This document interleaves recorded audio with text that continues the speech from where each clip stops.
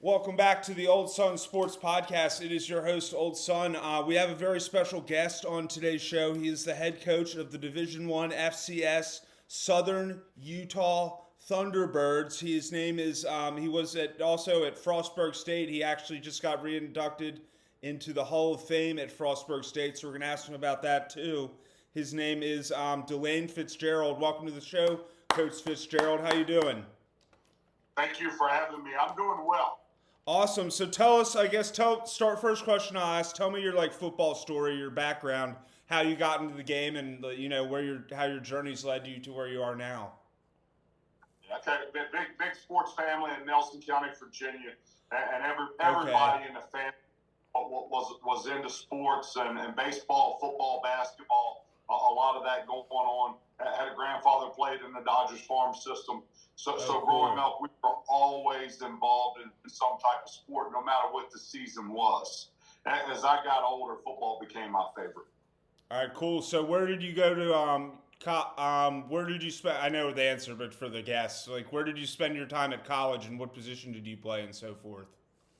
Yeah, so I was a knucklehead in high school and didn't meet the GPA requirement to play Division I football. So I went to junior college at Potomac State Junior College in West Virginia. Okay. And then from Potomac State, I was very, very fortunate to be recruited at James Madison University, and I played 97, 98, and 99 at James Madison University. Dukes, nice.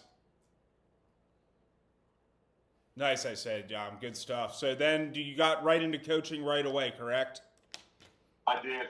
And it's not on my resume and not in any of my bios, but after James Madison, I spent a semester coaching at Glenville State College in West.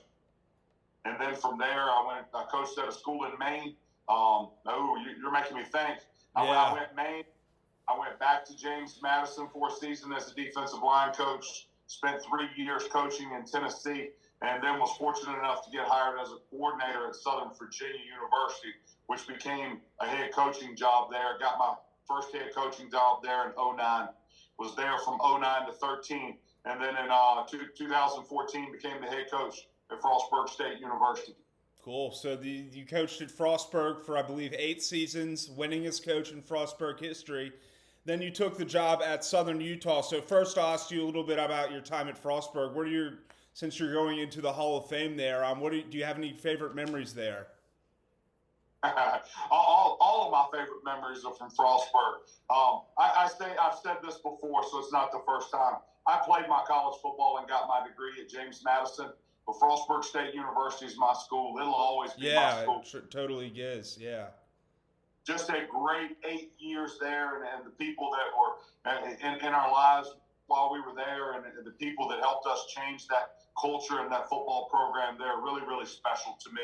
But of the things there, we took that job there, and they had been 1-10 for a long time. Yeah. They hadn't had a winning season in 13 or 14 years, but there was a hunger. There was a hunger at the university and within the administration and with the people in town, and really just with all the alumni in the state of Maryland and outside of Maryland. Yeah. There was a hunger to be, and that'll always be special to me. Turning the program around. And you oversaw the program from the transition from Division III to Division II, correct? We did. We got first year there, D3, and we're in the Empire 8. We go 4-6, which everyone was happy with, except for our players and coaches. Yeah. The second, we move into the New Jersey Athletic Conference, and we went 6-4. And then everybody started kind of seeing the light at the end of the tunnel. Yeah. After that, after 2 seasons there, we're 10-10 as a program. And then we went on a run where we won 60 games in 6 years. Yeah, that's really impressive. A lot of good football was played. 52 games. 52 games in 6 seasons is what we won. And that's counting that 4-game COVID season we had. Yeah. But when you build a program and you go 8-3 and people think it's a down year, that's a really good thing. But we went from undefeated regular season in Division III to a 8-3 regular season in Division II, and we went from being first in a Division III conference to be a second in a D2 conference. It was good. Not easy to do, certainly. And it's really remarkable how far. I remember, like, no offense, but I just remember when I was a kid, I grew up a Salisbury University fan, and the annual slaughterings that happened, and it's really impressive and really great how far the Frostburg program has come. I say the more strong football programs in Maryland and in the DMV Mid-Atlantic area, the better, I say. So it's really great Frostburg's come so far. When we took the Frostburg job, Salisbury had beaten them 12 straight. Yeah. And then that rivalry ended with us beating Salisbury 3 straight. Won the last one. That's pretty incredible. Hey, for all your Salisbury cronies that are watching this now, the Regents Cup, it resides in Frostburg, Maryland, and will reside in Frostburg, Maryland for the foreseeable future. Yeah, that's absolutely right. Good call, Coach. So then you took the job at Southern Utah this past, or 1 December ago, so this will be your second year on the job. Another program that, was coming off a losing season. What did you like about the opportunity to coach at Southern Utah? Yeah, they had won 6 games in the previous 4 seasons, if my math is right. We won 5 games last year. We lost another 4 really close games that we should have pulled out. Hey, had the head coach here been better, we'd have won a couple of more last ball. We're excited about the future here. You asked what got me excited about this. As the head coach at Southern Virginia, I had recruited out west for a long time, so I knew the area. I knew how pretty it was out here, and I knew how nice the people. I knew that this was going to be a decent place for me to raise my children and finish raising my children. So that all appealed to me. But more than anything else, the opportunity. The opportunity, and I can't be more honest about that. D3 and D2 coaches don't get an opportunity to coach Division I very often. Yeah. When the opportunity came along, it was really something that I couldn't pass up. Absolutely. But we're excited about this and excited about the future here. Yeah, really, really great progress you've made with the program in just a short time, 1.5 years. Really good stuff. So, quite a little geography question. I've been to all the national parks out in that neck of the woods of Utah. Do you have a favorite one? You're gonna laugh at me, okay? Okay. I don't know if I've ever been in a national park in my life. You haven't been to any of the national parks around southern Utah? They're really great. I'll drive by a national park. Yeah. I'll drive by a national park and not even turn and look at the view over there. I like scenery and I like pretty places. Yeah, no judgment passed. I was just wondering because you're in the area. It's kind of what the area is known for. I have no desire now. A football field, a bar, or a casino. Yeah. I'll stop it all.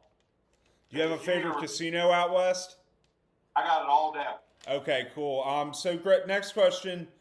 What are your big recruiting points? Like, pretend I'm a prospect. Sell me on a general prospect. Tell me what are some of your great or best recruiting points for Southern Utah football? Right now, we're offering playing time. We've got the best recruiting point. If you come in here and you're ready to go as a freshman, you can play for us because we're not a great football program yet. We have the best strength and conditioning coach in the country, and he has the best staff in the country. So we're going to develop you into a great college football player here. And then we talk with young men and their parents about who they're going to be when they leave here. My best accomplishment in my time as a head coach is the young men that we've produced and what they've gone on to be, and doctors and lawyers and dentists and the businesses they own and the husbands that they are and employers that they are. That's the best selling point. Yeah. But we're a little bit. Hey, it's not fancy here. It's not fancy here, and I'm not very good. I would make a very poor used car salesman because we just tell young men the truth. Yeah, I know you're a direct guy. That's pretty. It's commendable though. It's not especially in this day and time. I think people appreciate that in this day and time because it's less prevalent. The people that are still into the truth appreciate it. Yeah. But if a man comes to school here, he's going to get a degree. He's going to work his ass off academically and athletically while he's here. And the guys that are coming in here now are going to leave here with the championship ring. We're going to win. You're going to win, absolutely. So tell us, next question. You don't have to divulge any trade secrets, but what do you believe, I guess, what are your football philosophies? Like, what do you like to do on the football as a head coach? Like, what makes your program tick? We don't have any secrets here. What makes our program tick? Accountability and punctuality, and the fact that we are mentally and physically the toughest team on the field. Our guys are going to get after you for 3 straight hours on Saturday. Win or lose, no matter what's on the scoreboard, we're going to play the next play and just play really, really hard. Now, as far as philosophy, we're going to run power on offense, and we're going to run pin and pull, and we'll play action off of those 2 things and make plays. Hey, we run to win and throw to score, just like all the other successful teams are doing right now. I've never heard that phrase, believe it or not. That's a really good phrase. I like that. Not original thought. Nick Saban talks about running to win and throwing to score. The one that I probably got it from first was Chris Peterson. I thought Chris Peterson at Boise State, at University, he had the University of Washington in the college football playoffs, which is a minor miracle. Yeah. But Chris Peterson, he's an outstanding coach. Run to win, throw to score. Yeah. On special teams, we block a lot of kicks, make plays on teams, special teams off. And then defensively, we're 4-3 too high, but we attack. We are attacking style of defense. Yeah. Up until last season, over the past 10 seasons, our defense had led the country in sacks and tackles for loss. Now, we took play downhill because we were playing with other people's players. Yeah. Well, fantastic. That's really good football acumen you have there. So tell us, I guess on other side of the game, do you have any favorite football traditions? Like, I don't know if you have a rock that you slap or like a fight song or just anything related to the game of football, pageantry. What are your favorite football traditions? We're in spring ball, so it's on my desk, and I'll show this. Rick Marcello was one of my first bosses in Maine at Bridgeton Academy in Maine, and he gave me a whistle along with the lanyard or whatever to go around my neck. Yeah. I have worn that lanyard every practice and every game since the 2000 season. So now going on 24 years of the same thing. And as it's dry rotted and broke, I just tie it up and wrap it around my neck again for the following season. Not a superstitious guy, so don't have a lot of superstitions. But I've been wearing the same yellow lanyard around my neck my entire career. Okay, yeah, very good stuff. I've been coaching a lot less years than you, but I still have my first whistle that I got a couple years ago. That's really, really cool. I'll tell you a quick story that broke me on superstitions. It broke me on thinking about it. Okay, at Frostburg State University, the same socks, boxers, khaki pants, and polo shirt that I wore in the same game, I wore every single game there. That's funny. And it is funny. It worked though. In 2018, we're undefeated. Second round of the playoffs, we're playing John Hopkins. Okay, I got up in the morning and went to put my boxers on, and they ripped. They were old and so dry rotted, they ripped. I put my khakis on to wear to the game, and a button broke on the khakis. Dang. And I knew before we even rolled out for the game that we were in trouble that day, and we ended up losing. We ended up getting upset by John Hopkins. Oh man, that's a shame. Dang. I got beat. It's awful that I can't remember his name. They're a great coach. Winningest coach in the state of Maryland history. Yeah. His next to last ever game because he passed away that winter. But we lost to them. So that broke me on superstitions, and I don't wear any certain clothing each week, and I don't do anything like I used to. Yeah, you gotta put your best foot forward, and not believe that you're cursed. It can be for better or worse. It can be a bad mentality to buy into superstitions because then you believe, the world's out to get you, and I don't know, like, just it's a good approach. I currently have no superstitions. Good stuff. So next question I ask, have you coached any like professional players or NFL players? Coached several, but the most recent and probably the one easiest to talk about is Niles Scott. Okay. So Niles Scott came out of Elkton, Maryland, and we signed him at James. We signed him at Frostburg State University. He was one of the first guys to believe in us at Frostburg State. I've heard other people say it, so I'll say this too: the best defensive tackle, maybe in Division III football history. But he played for 6 NFL teams over 4 seasons. He was a first-round draft pick of the Washington Defenders, the XFL team, and tore his tricep in preseason camp. Oh, that's a but shame. Niles, this would have been his 5th or 6th season in professional football, and I am assuming now that he'll be back to play next year. But a great football player. But yeah, Niles Scott out of Elkton, defensive tackle. Yeah. And then here, FCS football, Division I football, we have 3 or 4 future pro football players on. Last year, Jake Girardi was our punter. He had punts of 91 and 83 yards during the season. Yeah, consistently hit punts 70 yards in the air. Jake will be on somebody's roster this coming fall. Yeah, not many. That's like longer. Most NFL punts are like what, in the 50, 60-yard range, and yeah. They are. You have to take it with a grain of salt. We're at elevation here. Yeah, that's true. 10% higher or longer, I believe. But yeah. For the people back home listening to your podcast, we are. People talk about Mile High Stadium in Denver. We're 1,000 feet above Mile High Stadium.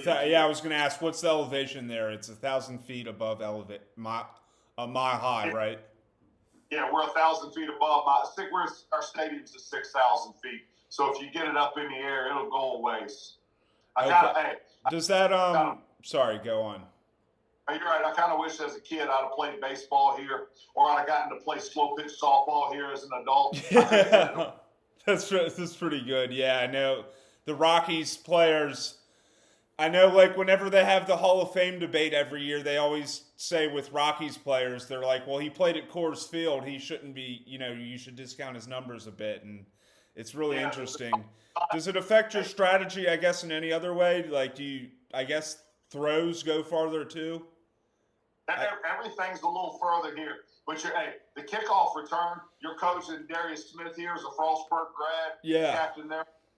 So he coaches our kickoff return. He's got the easiest job in the stadium because there aren't many kickoff returns here. The ball goes long ways. Yeah, it goes to touchback. A lot of touchbacks for sure. So next question I ask, kind of a fun question. It's you're throwing a big Super Bowl party for like your team, friends, family. What kind of food is at your what's your signature dish item at your Super Bowl party? Ooh, I'm a wings guy. You're a big wings guy, okay? How big is the party now? I've got a hookup at the wings place here in town. Okay. So I can get 150 wings for half price. Cool. I bet you do that for the team, or I bet you have a lot of functions. That's cool. Yeah, if we're talking about the staff here, if you got the staff over before game, and we do that a lot here. We go steak, baked potato, and asparagus.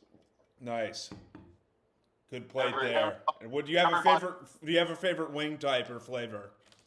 Hey, you're from Maryland. I'm gonna so you like the Old Bay or the Honey Old Bay?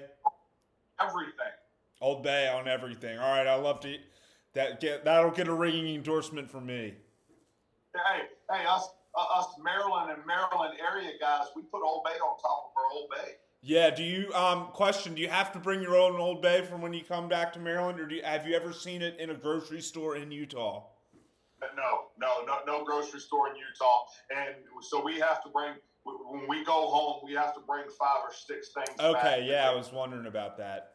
There's believe it or not, there's a company that it's called, I forget what it's called, but they send little Maryland bags for people, I guess people like yourself who are from Maryland or around Maryland, and it's like Old Bay themed stuff. It's like a little surprise bag for people. You got to send me the information to that company because we need them here. Yeah, good stuff. Definitely will. Last question: do you have any shout outs or any acknowledgments you want to do while you're before we wrap up the show? Hey, shout out to everybody back home, everybody in the DMV area. I include Baltimore in the DMV. I know that it offends some people, but yeah, I do too. Everybody, Virginia, D.C., and the state of Maryland. Hey, I hope everybody's doing well. Hey, we missed home. We missed home. Love everybody back home. Hope y'all are doing great. Awesome, good stuff. Well, thank you so much. Very engaging, lively interview. Really appreciating getting to know you a little better, Coach. And thank you, and best of luck with spring practice in this season. I'm hoping to make it out to a game. Hey, if you're my guest, thank you for having me on. I'll be on anytime you ask. Thank you. All right, cool. Thank you, Coach DeLane Fitzgerald. Thank you. Salute.